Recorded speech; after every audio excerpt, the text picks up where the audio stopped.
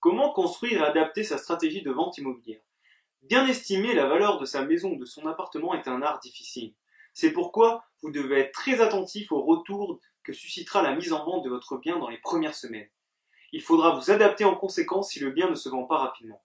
Nous allons vous présenter dans cette vidéo les signes à écouter et comment les interpréter pour réviser votre stratégie sans tarder.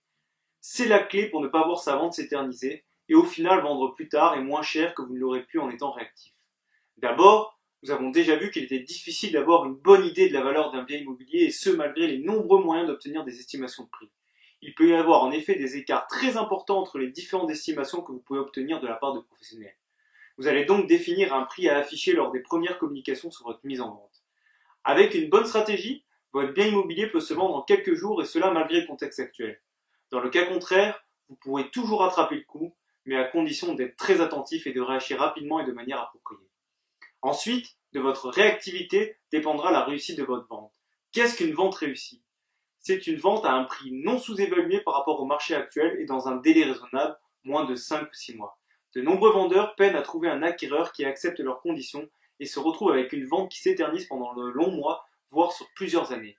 Lorsque l'immobilier est sur une tendance de hausse des prix, surévaluer le prix de son bien n'est pas très grave si vous n'êtes pas pressé de vendre. Les prix de l'immobilier dans votre secteur finiront un jour ou l'autre par se rapprocher du prix auquel vous souhaitez vendre. Par contre, lorsque l'immobilier est dans un cycle de baisse des prix, surévaluer son prix et ne pas le réadapter en fonction des premiers résultats peut vous conduire à la catastrophe. Non seulement vous mettrez très longtemps pour vendre, mais surtout vous prenez le risque de devoir vendre beaucoup moins cher si vous attendez trop longtemps. En effet, chaque mois qui passe peut conduire à une baisse de la valeur de votre bien. Le nombre de vendeurs qui sont actuellement dans cette situation est de plus en plus important. Les conditions pour vendre de l'immobilier sont difficiles en 2014.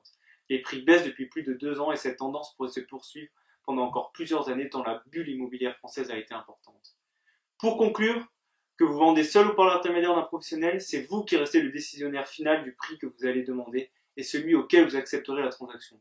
Attention à ne pas rester sans réagir. Si votre vente n'aboutit pas dans les 3 premiers mois, c'est que le prix demandé est trop élevé et que vous aurez du mal à vendre à ce prix-là. Dans un contexte de baisse des prix comme actuellement, reculer la vente, c'est perdre de l'argent, parfois beaucoup d'argent.